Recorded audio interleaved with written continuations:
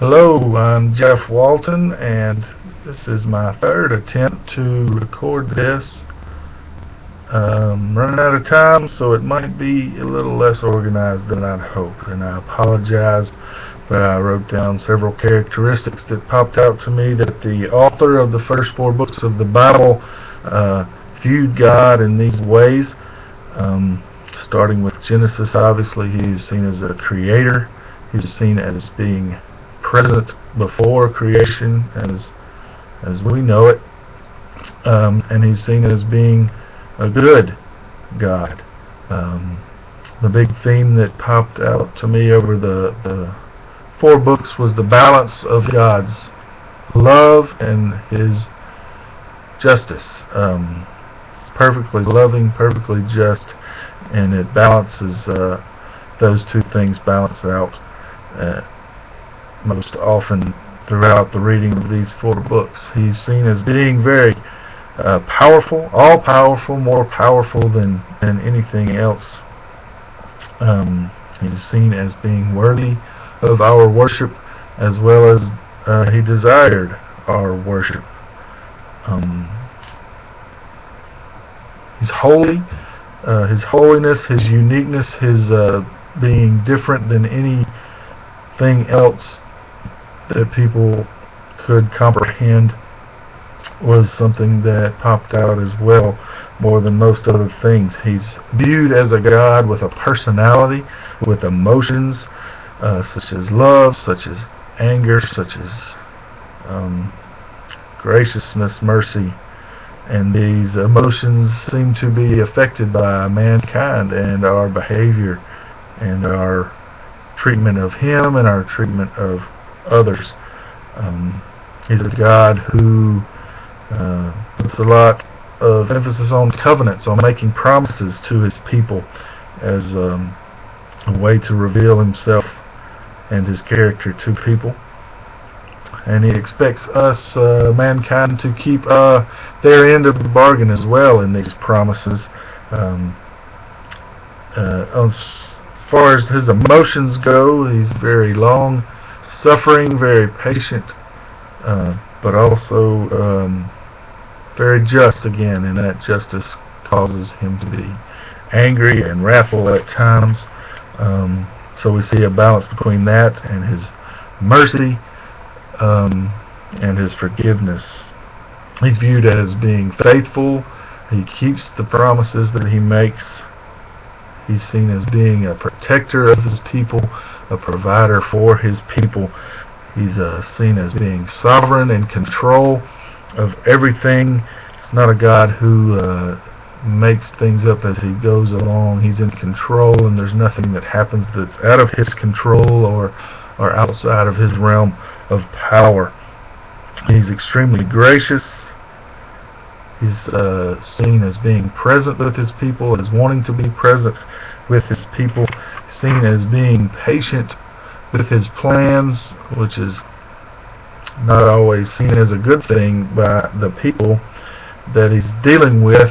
He seems to take a long time to get anything done, but it's not as if He's going to get in a hurry, because He is viewed as being deliberate, a God with a plan, and who with a specific plan and a specific way He's going to get His plan accomplished. My next note says He's not above killing. I'm not sure that's the best way to express that, but what I'm trying to say is He kills.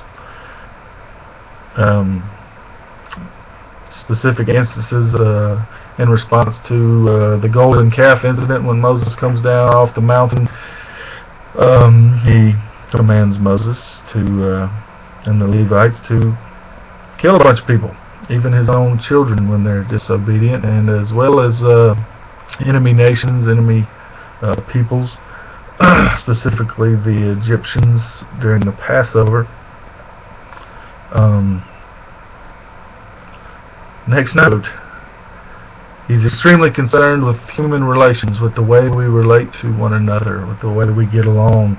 His specifics on the laws He handed down A lot of them were centered around the way we related to one another. He's extremely compassionate for his people. He's in charge of angels, armies of angels.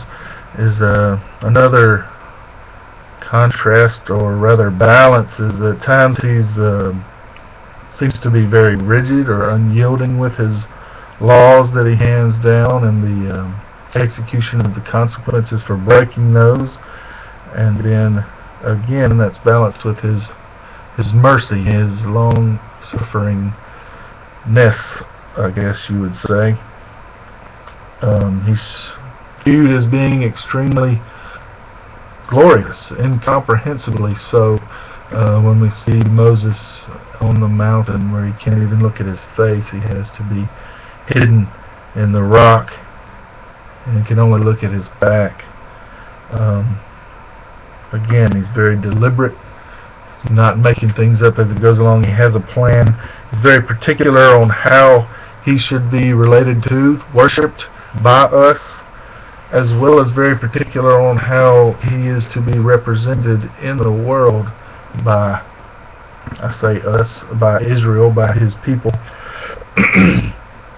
in the way, because they are to be his representatives. That's how he wants to bless the rest of the world, is through these people. At the end, in Numbers, he's seen as a military leader, a conqueror, almost. Again, can be wrathful to enemies of Israel, as well as to his own disobedient children.